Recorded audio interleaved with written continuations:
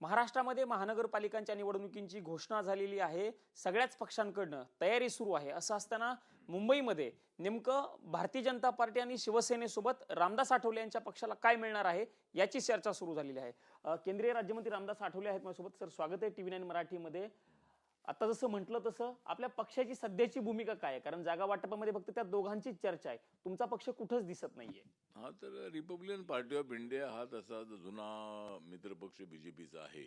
आपल्याला माहित आहे की माननीय बाळासाहेब ठाकरे यांनी शिवशक्ती भीमशक्तीची भूमिका माझ्यासमोर मांडली आणि मी सर्व महाराष्ट्रभर फिरून विचारवंत आहेत, पत्रकार आहेत, कार्यकर्ते त्यांची चर्चा केली आणि भाजप शिवसेनेसोबत जायचं का या संबंधातला सल्ला मी त्यांचा घेतल्यानंतर मला तर सर्वांनी सांगितलं की राजकारणामध्ये असे धाडसी निर्णय घ्यायचे असतात आणि आपण भाजप शिवसेनेसोबत जायला काही हरकत नाही. त्याप्रमाणे 2012च्या मुंबई महानगरपालिकेच्या निवडणुकीमध्ये रिपब्लिकन पक्ष हा BJP शिवसेनेसोबत आला आणि त्यावेळेला आपल्याला माहीत आहे की पूर्वी भाजप सेनेला युती म्हणायचे, पण रिपब्लिकन पक्ष हा त्यांच्यामध्ये त्यांच्यासोबत गेल्यानंतर त्याला माहिती म्हणू लागले आणि 2012च्या मुंबई महानगरपालिकेच्या निवडणुकीमध्ये राज ठाकरेचं मोठं आव्हान उद्धव ठाकरेंना होतं,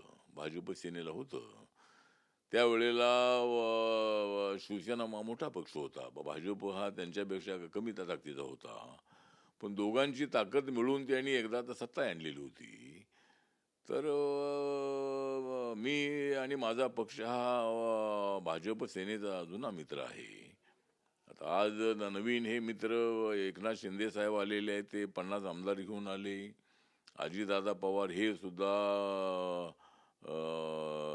40-42 आमदार घेऊन आले आणि ते दोन्ही मोठे पक्ष आहेत. माझ्या पक्षाचे एवढे आमदार अजिबात नाहीत, पण रिपब्लिकन पक्ष जुना मित्र आहे.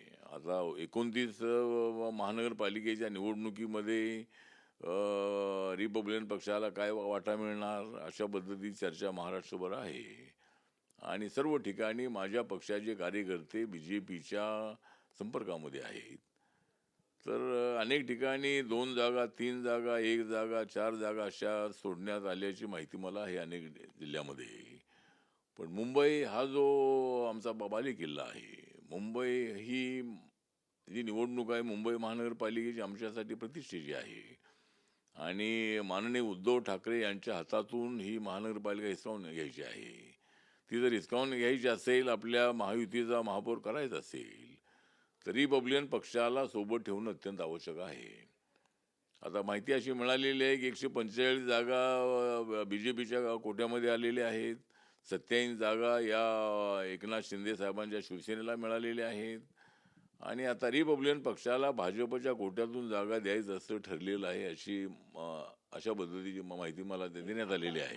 तुम्ही जो उल्लेख केला 87 जागा एकनाथ शिंदेंना, 145 जागा भारतीय जनता पार्टीला, ती माहिती तुम्हाला अधिकृत पद्धतीने दिली गेलेली आहे महायुतीतल्या नेत्यांकडनं?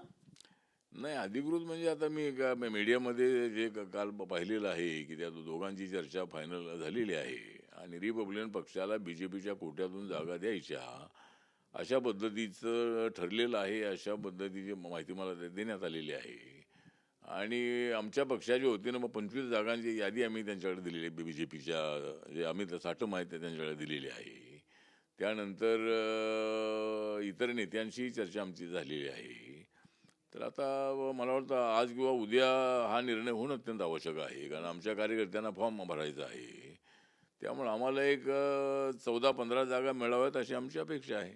14-15 जागा मिळाव्यात अशी तुमची अपेक्षा आहे, तो सन्मान असेल तुमचं असं म्हणणे. पण जर सन्मानजनक जागा मिळाल्या नाही तर रामदास आठवले यांच्या पक्षाची भूमिका काय असणार आहे?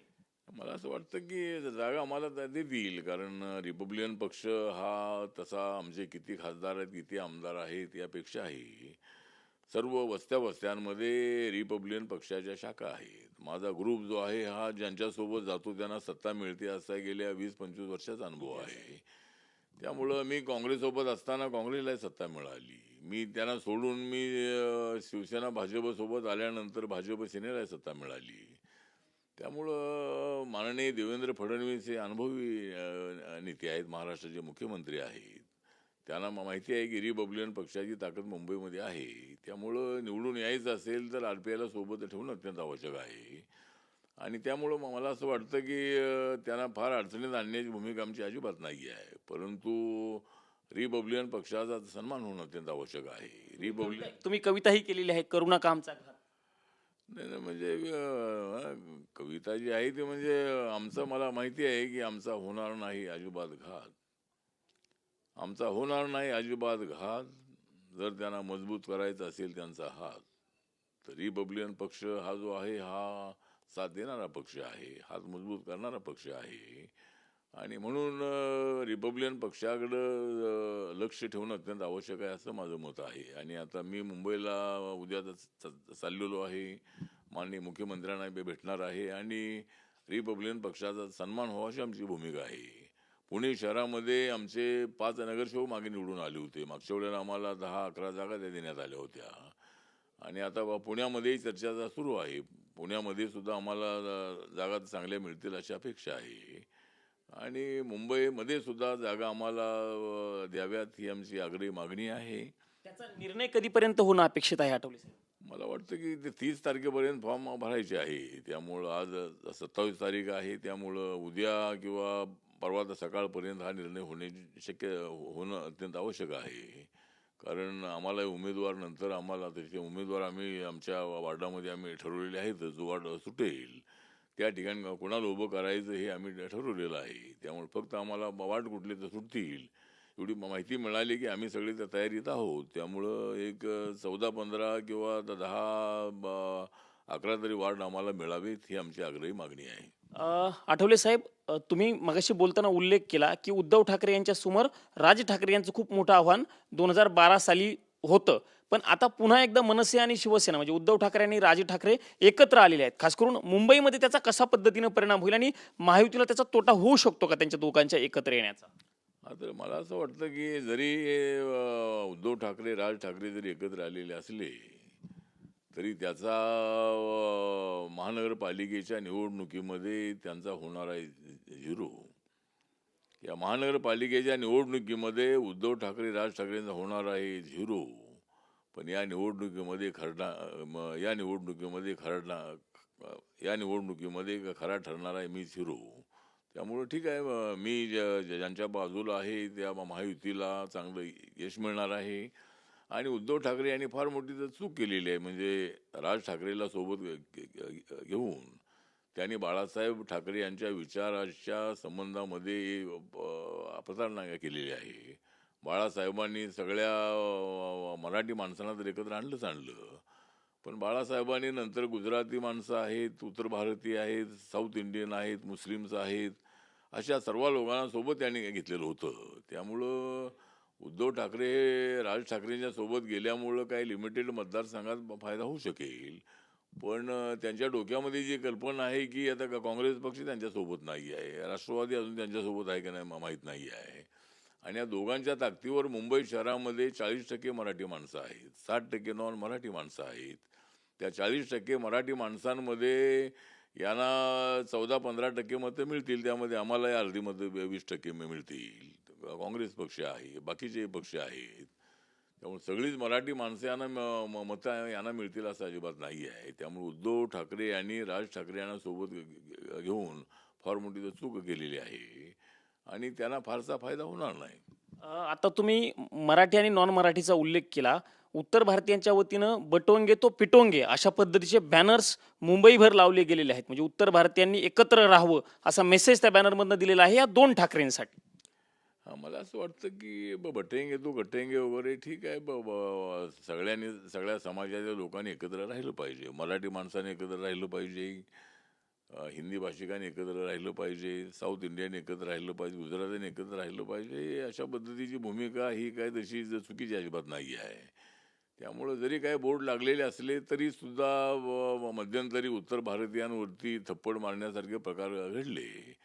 आणि मराठी ज्याला येत नाही त्याला तू मराठी बोल, नाही तर त्याच्यात थोबाडीत मारणे, अशा पद्धतीची एक असंविधानिक जी भूमिका आहे, दादागिरीची भूमिका आहे, ती भूमिका राज ठाकरेंच्या कार्यकर्त्यांनी घेतली. आणि त्यामुळे त्याचा प्रचंड असा रोज देशभरामध्ये आहे. आणि त्यामुळंच काँग्रेस पक्षाने उद्धव ठाकरेंसोबत राहायला नकार दिलेला आहे. तर अशा पद्धतीनं मला असं वाटतं की एवढी दादागिरी अशी करणं ठीक आहे, तुम्ही मराठी शिका. आणि माझ्याकडे माहिती अशी आहे की जे नॉन मराठी लोक मुंबई शहरात राहतात त्यातले 80% लोक मराठी अत्यंत चांगली बोलतात. आणि मुंबई एक कॉस्मोपॉलिटन शहर आहे, इकॉनॉमिकल राजधानी आहे. त्याच्यामध्ये मराठी माणसाचा सर्वात जास्त डेव्हलपमेंटमध्ये वाटा आहेच आहे. पण बाकीचे लोकसुद्धा मुंबई शहरामध्ये आहेत, अनेक क्षेत्रामध्ये त्यांचं हे काम आहे. त्यामुळं आपण मराठी नॉन मराठी अशा पद्धतीचा वाद प्रतिवेळ उकळून काढणं योग्य नाही. आणि त्याचाच फटका यावेळेला उद्धव ठाकरे, राज ठाकरेंना बसेल.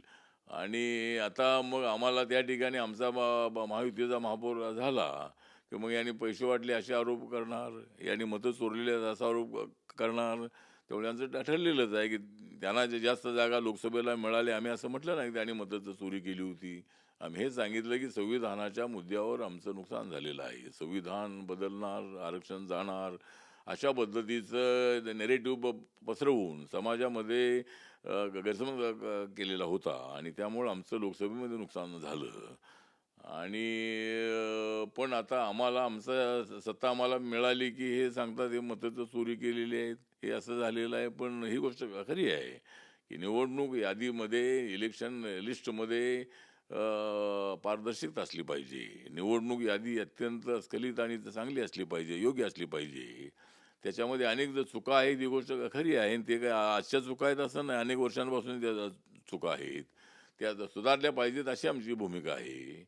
त्यामुळं बोगस मतदान करणं जे आहे ते बोगस मतदान करणं, एका माणसाने 2-3 ठिकाणी मतदान करणं आणि अशा पद्धतीच्या घटना अनेक वेळेला घडलेल्या आहे.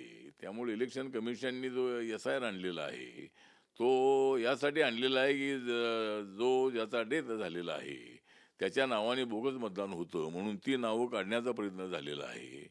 त्यानंतर जे लोक 2-3 वेळेला मतदान करतात त्या लोकांची नावं त्याच्यातून काढलेली आहेत. याच SIR वरती काँग्रेस आणि विरोधी पक्ष आक्रमक झालेला होता. महाराष्ट्रामध्ये SIR करा महानगरपालिकेत अशी भूमिका होती, पण निवडणूक आयोगानं ती घेतलेली नव्हती. आठवली नाही, मला असं वाटतं की SIR जो आहे तो SIR आता आपल्या असेंब्लीच्या निवडणुकीसाठी तो घेतलेला आहे. या लोकल बॉडीच्या निवडणुकीसाठी काही एवढा वेळ इलेक्शन कमिशनर नव्हता.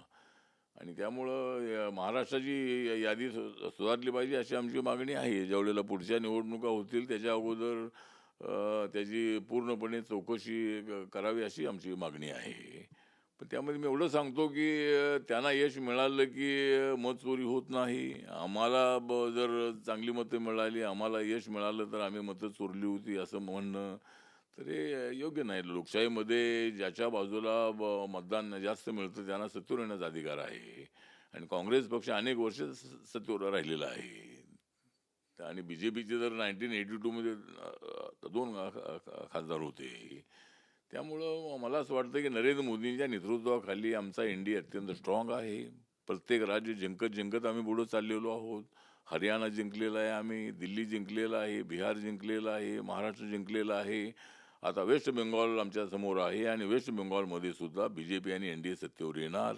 आणि त्यानंतर 5 राज्याच्या निवडणुका आहेत. त्या 5 राज्याच्या निवडणुकांमध्ये सुद्धा त्या तामिळनाडू आहे, केरळ आहे आणि इतरही त्यामध्ये इतरही राज्य आहेत.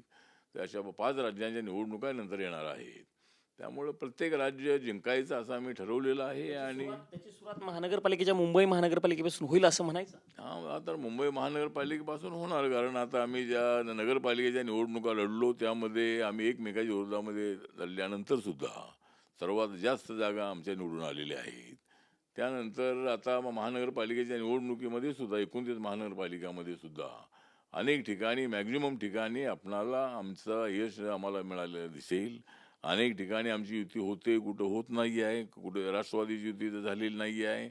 त्यामुळं जरी नाही झाली तरीही आम्ही सगळे एकत्रित आहोत. सरकारला कसलाही धोका अजिबात नाही. ज्यावेळेला काँग्रेस आणि राष्ट्रवादी काँग्रेस ज्यावेळेला सत्तेमध्ये एकत्र होते महाराष्ट्राच्या, त्यावेळेला सर्व लोकल बॉडीच्या निवडणुका ते एकमेकाच्या विरोधामध्ये लढत होते. त्यामुळे आम्ही सुद्धा जर एकमेकाच्या विरोधामध्ये लढलो तरी सरकारला धोका अजिबात नाही. सरकार हे आमचं 5 वर्ष टिकणार आहे. आमच्याकडे 237 आमच्या 3 पक्षांच्या महायुतीच्या सिम्बॉलवर लोक निवडून आलेले आहेत. बाकीचे काही अपक्ष आमच्यासोबत आहेत. त्यामुळं महाराष्ट्रामध्ये देवेंद्र फडणवीस यांच्या नेतृत्वाखाली आमचं सरकार अत्यंत मजबूत आहे आणि त्यामुळं मला असं वाटतं की आम्हाला चिंता अजिबात नाही. लोकल बॉडीजमध्ये मुंबई आम्ही जिंकणार आणि मुंबईचा महापौर हा महायुतीचाच होणार असा आम्हाला पूर्णपणे विश्वास आहे. धन्यवाद सर आमच्याशी बातचीत केल्याबद्दल. हे केंद्रीय मंत्री आणि रिपाईचे प्रमुख रामदास आठवले होते. त्यांनी विश्वास व्यक्त केलेला आहे की मुंबईमध्ये महायुतीचा महापौर होईल असं म्हणत असतानाच महाराष्ट्रामधील जास्तीत जास्त महानगरपालिकेच्या निवडणुकीमध्ये आमचाच महापौर बसेल अशा पद्धतीचा देखील विश्वास रामदास आठवले यांनी व्यक्त करत असतानाच राज ठाकरे आणि उद्धव ठाकरे यांची युती 0 होईल अशा पद्धतीचा देखील दावा रामदास आठवले यांनी TV9 मराठीशी बोलताना केल्याचं आपल्याला बघायला मिळालेलं आहे. कॅमेरामन राकेश कुमार समी, प्रमोद जगताप, TV9 मराठी, नवी दिल्ली.